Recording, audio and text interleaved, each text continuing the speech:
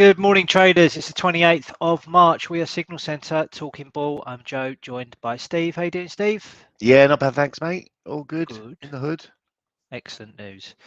Okay, let's get on with it, shall we? Plenty of, well, not plenty, a few headlines to get through, then we'll get stuck into some charts. As always, if there's any requests, any markets you're looking at the moment and you'd like some opinion on them, please feel free to post them up and we'll do our best to cover as many as possible. So the headlines from yesterday: stronger than expected German IFO data. The business confidence index strengthened to 93.3 for March from a previous reading of 91.1, which was significantly above the consensus forecast of 91. Current conditions component strengthened also, and the IFO stated that conditions had improved considerably, especially in key areas such as manufacturing. We've also seen a surge in Swiss deposits. The latest data recorded a sharp increase in Swiss sight deposits to 567 billion Swiss francs from 515 billion in the previous week. This was close. This was close to the largest weekly increase on record, and suggested that Credit Suisse and UBS had drawn on the liquidity facility from the national bank. So that's pretty significant. The banking fears overall, however, have eased. Markets remained uneasy over the underlying trends, but overall risk appetite did improve yesterday, with a reduction in the immediate fears surrounding the US and European banking sectors. Equities posted gains, although there was still a cautious tone. Risk-sensitive assets tended to strengthen, with notable gains in oil yesterday.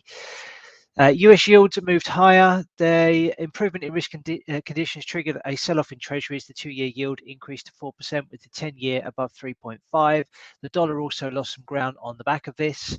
There was a speech yesterday from the Bank of England's Andrew Bailey. The governor stated that further tightening would be required if persistent inflation appears.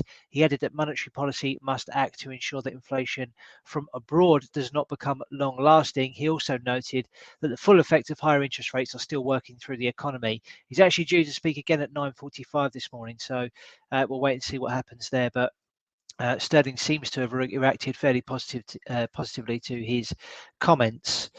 So, Steve, let's have a look at some charts, shall we? Let's kick off with cryptocurrencies as always and see what's happening there this morning.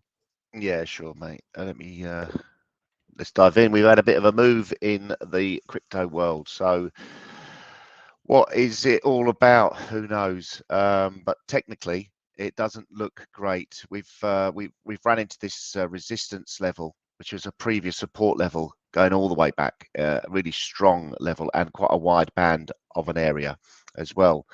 We managed to spike through it over a few days, but yesterday's price action was pretty negative. On the daily chart, it was a bearish engulfing candle, and price action has remained slightly subdued. We managed to break down below that support level we were talking about yesterday, 26,735. We're just trading above it now, though, so it's holding on. But let's take a look at the 4-hour chart. For me, this looks very much like we could be forming some sort of double top or head and shoulders formation, with this neckline down at the 26,700 level as quite crucial. Also, are we forming a bearish flag here, or bearish pennant rather? That would have a measured move target of around about 1,300 points if it manages to break this level. So yeah, under pressure.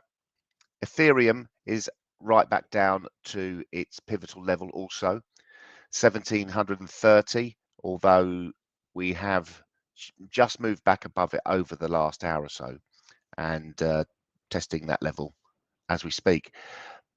We managed to get down yesterday. The low was 1687, and reaction higher from there. And resistance will be in the form of the Ichimoku cloud and the horizontal levels around about the 1770 mark. The swing high, 1860, should also provide decent resistance. XRP is on the move again. We had that spike higher. That was, when was that? This is on the 4-hour chart. So that was on the 21st.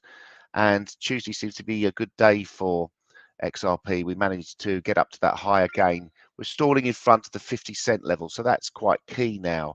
Overall, really sort of like price action needs to push aggressively above there and hold above there, close above there on a daily basis. to really form a bottom. Let's take a look at the daily chart just to give you a bit of a better picture. Breaking through that downward trending resistance, the punch upwards, and the 2 days that we can see, we're really sort of like attempting to push higher towards these other levels. Remember, we got up to, it was September actually, so you might not remember, September last year we got up to 55, nearly 56 cents. So that would be the next area of resistance. And who knows, are we heading, have we formed a base? Are we heading higher? A break of that September resistance would post a really nice multi-point bottom, and projections for a measured move target from there would be around about 26 cents higher. So that would sort of like put us back up to that 80 to 90 level. But still a long way to go before we get there, and still pretty nervous about the price action at the moment in XRP. Taking a look at commodities, something you can actually physically get your teeth into, and we'll take a look at gold. It looks like we're forming a bit of a top at the moment, just in front of the all-time highs at 2075. We stalled at 2010 and also had a little bit of a push higher and an attempt to recapture ground above there, stalled at 2003. And now we're under a bit of pressure. 1935 is the level to watch on the downside. That's where we will see support. And the last 2 days of negative price action are showing that there is decent momentum into this level. We're currently challenging the support of the 4-hour Ichimoku cloud, so it's not a done deal, but you can see how important this 1935 level is. That would form a double top if we manage to break and close below there on a 4-hour and a daily basis. So watch out for that. Resistance currently probably around about 1964, where we've just had that little temporary swing higher. Looking at crude oil, this was my gun to head trade yesterday and my CME challenge, which failed miserably because I just went all in on it. And we have bounced from the lows and looked to have formed some sort of inverse head and shoulders formation. We've broken above the key resistance at 71.60, and we're sitting nicely above there. Really aggressive push higher from this swing low. Looks like we have put a temporary bottom in place at least. Next area of resistance will be around about, it's almost like we've got lows going back all the way to the start of the year, and we're probably be more focused on around about the $73.80, $74 level. That would be the next area of resistance, but plenty all the way up. Fibonacci would give us also a few areas to look out for. We're just above the 50% fib retracement of the previous down move. 61.8 is always a really constructive level to target. That comes in at 74.60. Similar price action in Brent crude, and we haven't actually got up to the 50% Fibonacci retracement level. That comes in at 78.30. 61.8% is at 80.25. So obviously Brent crude trading at a premium, just under $5 premium to WTI crude oil. Natural gas also had a bit of a swing low and posted a new low. Previously we'd posted a higher low that's been taken out at 220, got down to 217.70, not far away from the support at 210. So all eyes on that, still in this bearish channel, this bearish move downwards on the short-term charts. So a few little bits and pieces going on, especially in the energy sector, and metals a little bit under pressure. Let's take a look at FX with Joe, and then we'll dive into indices. Okay, thank you, Steve. Let's just bring up the charts for dollar index as our starting point, as we always do. And we can see here that we are on the back foot at the moment. So we've broken out this wedge, as we know. Prices found some support, this 50% Fibonacci retracement level, before posting this bullish hammer candle on Thursday last week. We backed that up with further gains on Friday. Yesterday, we saw some losses. And actually, we can see there's a gap on the chart today. So we've actually gapped lower this morning on dollar index. So there's a gap to fill there at yesterday's low. That comes in at 102.83. So potentially, from an intraday basis, we could maybe look at selling into those rallies to fill that gap and potentially target lower prices. We know this 50% fib level is doing a pretty good job of support. So let's actually have a look at this from an intraday perspective, so we can actually really see or get good eyes on that gap. So we can see that there. Coming in at 102.83.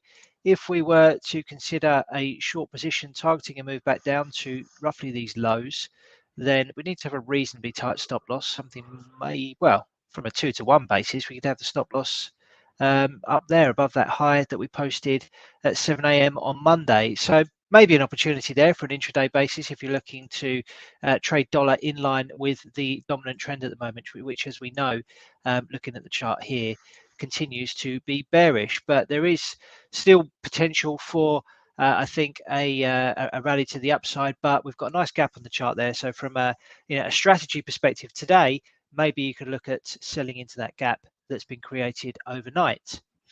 Let's take a look at Euro US dollar and see if there's anything happening there. No gaps to report of on this chart. We can see that there is resistance here at 108.85. Prices rallied into that level, also a 78.6% fib level before posting that shooting star candle.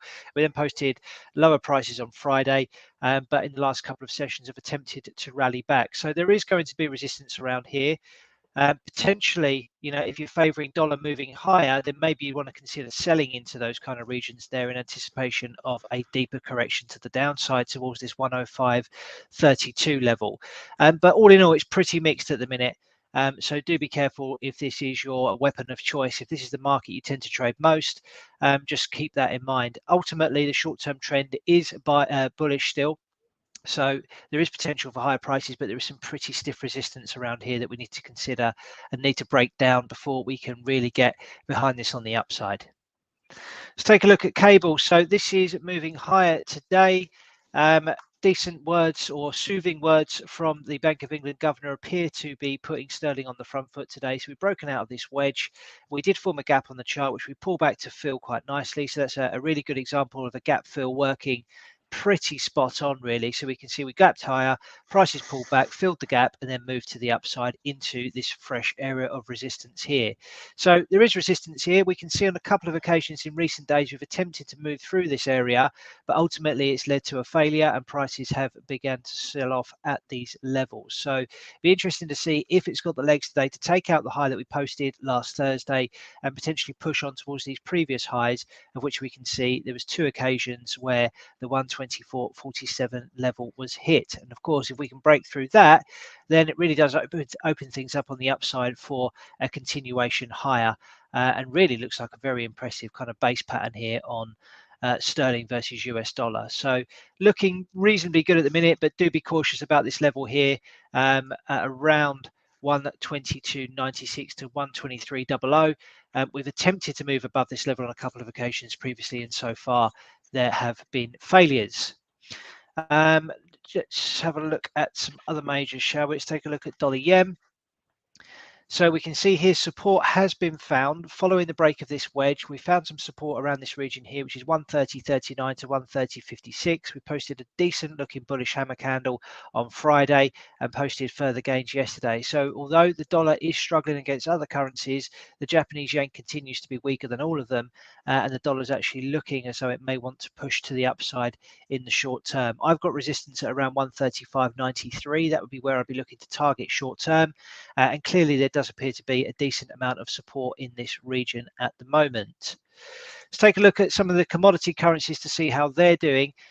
Aussie versus the US dollar has been trapped by this resistance level at 67.16. Numerous attempts at trying to break through this level.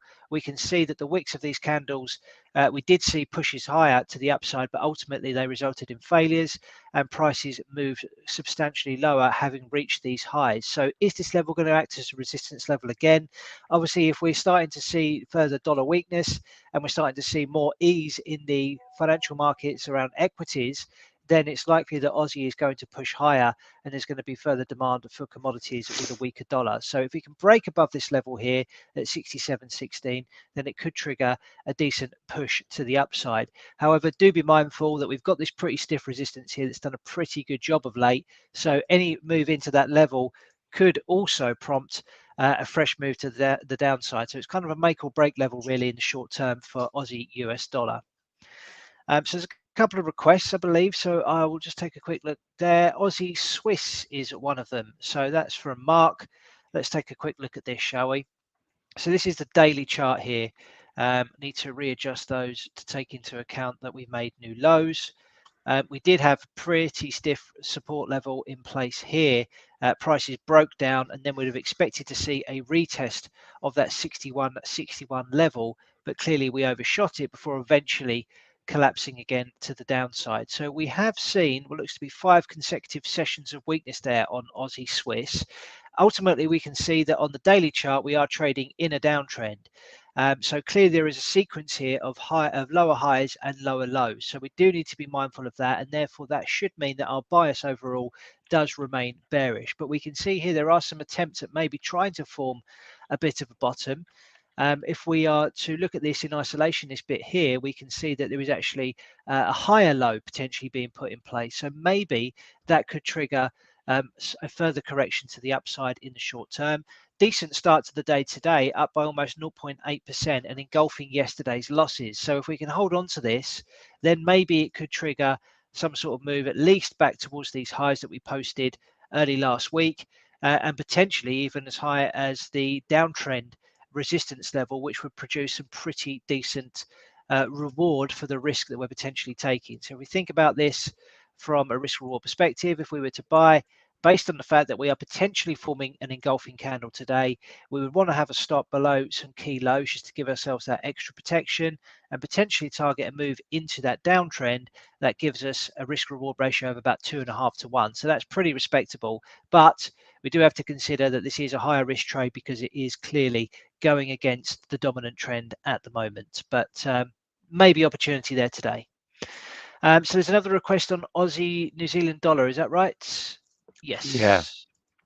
Okay, let's take a look at this. So this market has actually been trading technically very nicely for quite some time actually. So we can see here throughout this entire period, from November 2021 to September 22, so almost a year, prices were trading in a very, very neat bullish channel before then eventually completing what looks to be a head and shoulders top. We saw a couple of continuation patterns in here, which ultimately led to lower prices. We reached the measured move target of the head and shoulders top, and then we've seen this pretty substantial corrective rally take place in the shorter term. Did that fail at the 61.8? Let's have a quick look. So yeah, just shy of the 61.8% fib level of this entire corrective move here. We then formed this wedge, then we saw a breakdown, and then prices forming yet another wedge, which we then broke out of on the 20th of March. So there seems to be some support here in the short term around 106.74. So for me, that would be the kind of line in the sand. If this starts to break down, then the chances are we are going to head lower, but we potentially have broken out, as I say, of this kind of corrective wedge. Prices have been very choppy.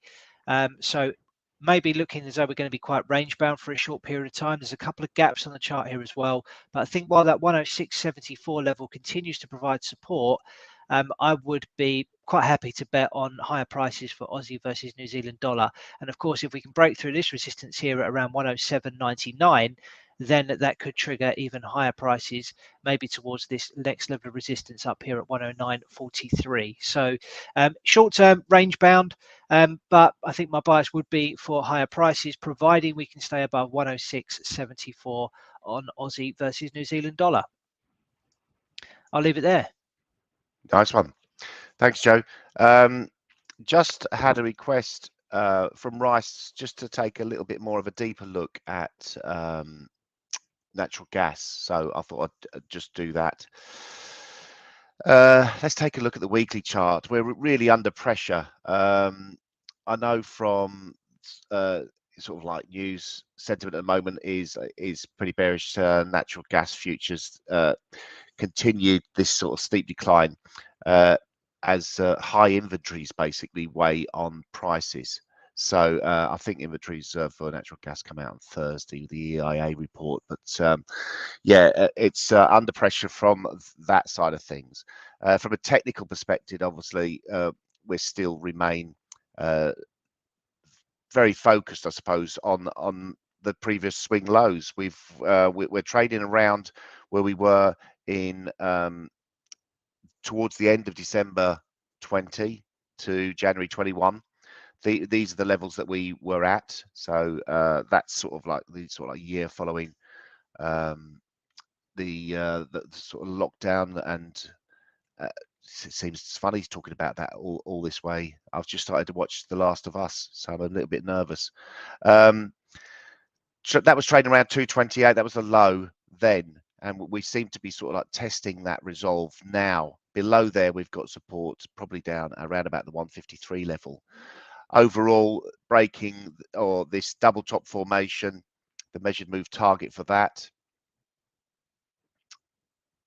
is, I'm sure we've highlighted it before. Well, it's down at $1. So there's plenty of room on the downside. We can see this, we've had this impulsive move lower. We've looks like we could have possibly formed the third wave, looking for that fifth wave extension. So looks negative. So no real surprise, especially with high inventories as well. And this is where we are. So it feels like we're going to really test this previous swing low at 210, and a break of there does open up the downside. So yeah, I would be not really looking to pick a bottom in this. There, just because we have had this aggressive move lower doesn't mean to say it can't go lower. So yeah, under pressure. Now I'll dive across to, I hope that helps. I'll dive across to the FTSE, a nice, really strong bullish outside candle formed in FTSE like a Marabuzo candle. So we'd expect to see support around about 50% of that range yesterday, around about the 74.30 level. Price action above or levels above to watch 75.90. That'll be the resistance from that previous swing high, and support would be the open and low of yesterday, 73.33. The DAX is looking positive as well. Nice engulfing day yesterday, and making back all the losses that we saw from last Friday, pushing higher towards maybe a potential retest of the 15,300 level that we hit last Wednesday. So looking quite firm on the open, slightly higher across the board really on the indices. Taking a look at the Dow, a good sort of 5 days of positivity really, or maybe from Friday's low we can take this move higher from 31,738. We're now pushing up through resistance and really looking to challenge last Wednesday's candle. That's the real one to focus on. 32,776 is the high, and we're trading just below where we opened that day. Remember, that day turned around and was quite nasty on the downside. Nasdaq, however, also pushing and retesting the swing highs over the last few days. We're just sitting below it now. Support coming in at 12,560. Resistance firmly around about the 12,900 level. They're the levels to watch. It does look like we could be forming a bit of a top, but a bit early to say really. And S&P in a nice corrective channel higher, although the momentum hasn't been too strong. We did get a nice move higher from Friday. It's also added another point to that upward trending support line. That comes in today around about the 39.38 level. Resistance above coming in at 4,050. Yeah, so gently moving higher, but seems to be waiting for the next catalyst to hit the markets. Sure. Okay, there is another request to take a look at another currency, which I'll do now. And looking at CAD JPY. Someone's saying the stream offline. I think if you refresh, it should work. That often is the case. They can drop out. So just refresh your screen if you can hear us, and you should be able to see that. So I'm going to take a good look at CAD yen. So hopefully you'll get to see that. That's Sagar on TradingView.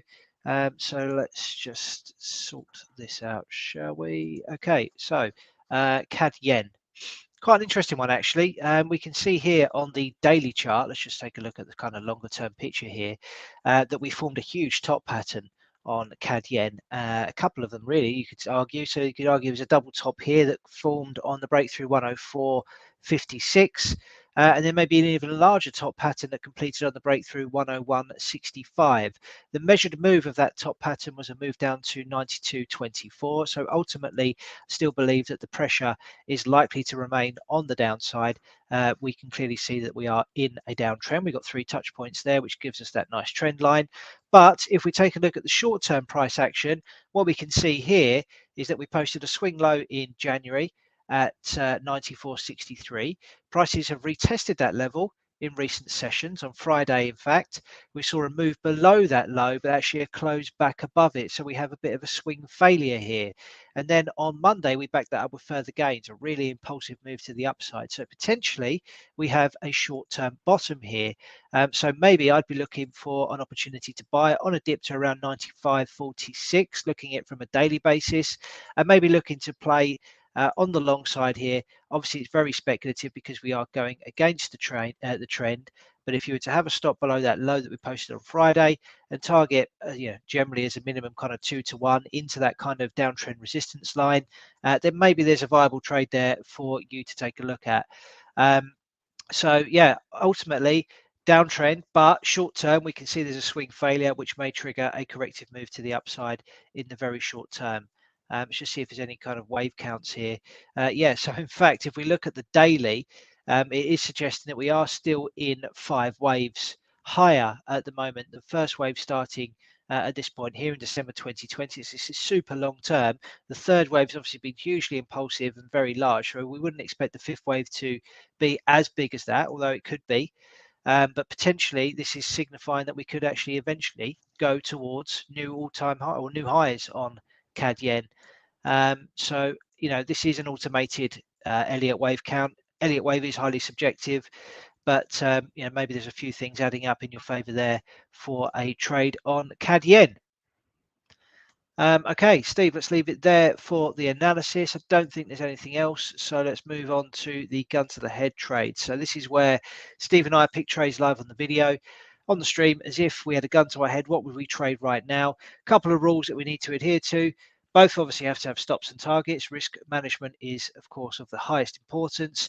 Risk reward ratios must be better than 2 to 1, and we're risking 1% of our trading capital per trade. So we started off with a balance of 2,000 at the start of 2023. Been a bit of a bumpy ride, but we're kind of close to where we started. And these trades actually get closed out at 9 p.m. UK time, unless, of course, the stops or the targets are hit in the process. So yesterday, Steve, we had a couple of losing trades, sadly. So I went short of euro yen, which didn't work out. Let's see if I can bring that up on the charts just for us to have a quick look. So this was my trade yesterday. I was looking to sell following the completion of this candle here that we posted at 8 a.m. yesterday, a big engulfing candle, expecting there to be lower prices. Didn't work out, and the prices eventually went on to stop me out. And you were trading oil on the short side, but obviously with the risk rally yesterday, that had a pretty decent move to the upside as well, as we can see there. Yeah. So let's reload that gun, Steve, and have another go. Anything that's particularly standing out for you today? Not really, Joe, but I might go gold again. It seemed to sort of work last week, and I didn't do it yesterday, so let's have another go today. There's a couple of things that I want to, that has basically pointed me in this direction. We obviously had that stall around 2010 last week. A little bit of a hanging mandal type candle, maybe a doji, but we could be forming an evening doji star formation. So really looking at that. we're not far away from that support of 1935. We're a bit mid-range, but we've had two nice aggressive down days, and we've also on the 4-hour chart, we seem to be sort of finding a little bit of resistance now. We're into that Ichimoku cloud. So maybe stronger dollar that you were talking about, that might help. But yeah, I might be going for something like this today. So I'll draw it on first and then put the trade on. Keep the stop nice and tight. It's always nice to have at least a sort of $12 stop on gold. 1968, or year I was born, Joe. It's a sign. It is a sign. I suppose the 35 is the obvious target. That doesn't really give us 2 to 1, so maybe we'll go for the break today, Joe. We'll go for the big bad boy.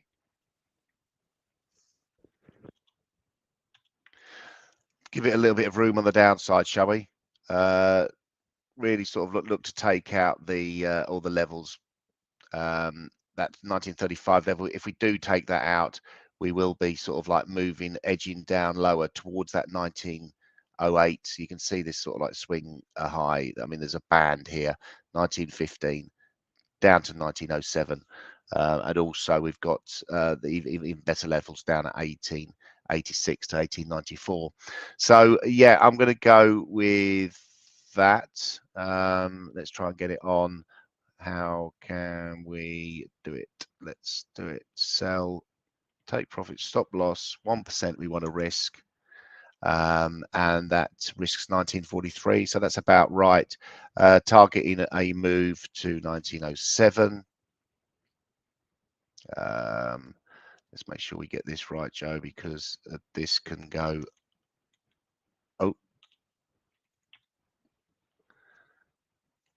Oh, we have to risk a little bit more than, well, it's £20.12 we're risking, 2 lots. So it's slightly a fraction above that 1%, which isn't good, but there's plenty of times that we do the opposite. We risk slightly less. So we are sort of on average risking 1%. Okay, Steve. That sounded like I really justified that. You did, yeah. I'm kind of going to let that one slide. Right, okay, so let's take a look at my idea, which is going to be Euro Stocks 50. And looking at the daily chart, first of all, so for me, it completed a bit of a top here on this kind of sideways price action before then breaking down. Now, this market at the moment is pretty mad. Look at the candles of late on this. The ranges are absolutely massive, and if you look kind of back to the left hand side, you can see it doesn't historically make these kind of massive moves on an intraday basis, but you don't often see price action like this where it's kind of like every other day it's engulfing itself, which is pretty mad. So you've got these massive candles, and each day they're kind of just roaring back, or roaring to the downside. It's pretty mad. So at the moment, obviously, this candle is pretty small. It's the smallest candle that we've seen so far for a very long period of time. But I'm going to have a look at this from the intraday perspective on the short side. You look at this kind of sequence of trading here: down, up, down, up, down, up, down, up. Are we going to see a down day today, given that we saw a big up move yesterday? So looking at the intraday charts, for me, this has hit a resistance level. I had this level targeted 4203. I had an order on my own account and I didn't get filled. I'm really pissed off about it. But anyway, the trade's potentially still there. We've seen a decent rejection candle over the last hour into that level. I want to place my stop loss above these highs. So I'm trying to enter now, Steve, around 4190, if possible. And I want to target a move down to basically yesterday's lows or Friday's lows, which I've got 4107. And I'm going to have a stop loss at 4218.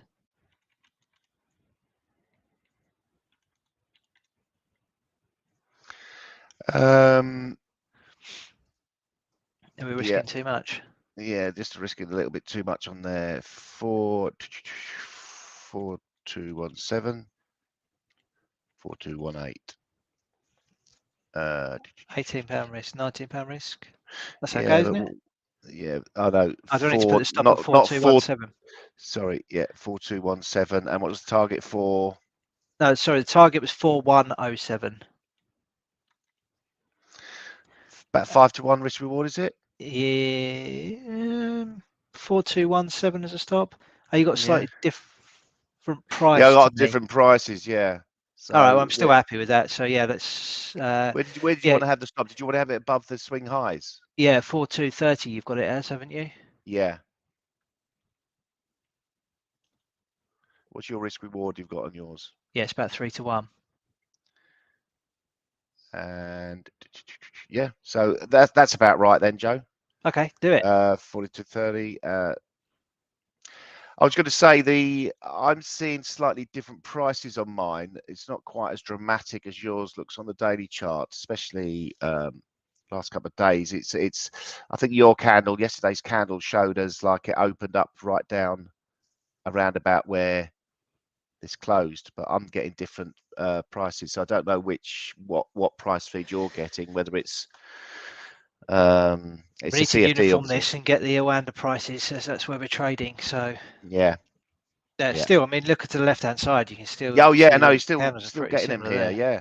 So it Red is light, doing red, exactly what it green, says. red, green, red, green. Yeah. Sounds like that show. Red light, green light. Oh yeah, Um, what's it called? Squid Game. Squid Game. That was a bit scary. That was. Yes. Okay, we've got the trades on, so Yeah. let's see how Cool. they play out. Indeed. So a couple of bits to watch out for today. 9:45 UK time. We've got the Bank of England Governor Andrew Bailey's testimony. This follows on from his comments yesterday. I'm guessing he's just going to reiterate. I can't imagine much has changed overnight in terms of his opinion. So that may be a non-event, but do keep an eye out for it anyway. 3 o'clock today, we've got the US consumer confidence number. So that will be well watched. All data points pretty much active when it comes to the Federal Reserve assessing what to do with interest rates. Overnight, we've got some Australian inflation data. That's at 1:30 a.m. UK time. So if you've got any exposure to commodity currencies like Aussie, do be aware of that. Not sure you want to stay up and watch it, but it could create some volatility. Certainly, the inflation numbers have been, quite well watched and tending to create quite large volatility at the moment. We've got inflation data from Germany in a couple of days' time, and then some Chinese PMI data to finish the month. So, yeah, Steve, let's leave it there for today. Hopefully, that's been useful for everybody, and we will be back tomorrow morning. Lovely. Cheers, Joe. Have a good day. Goodbye.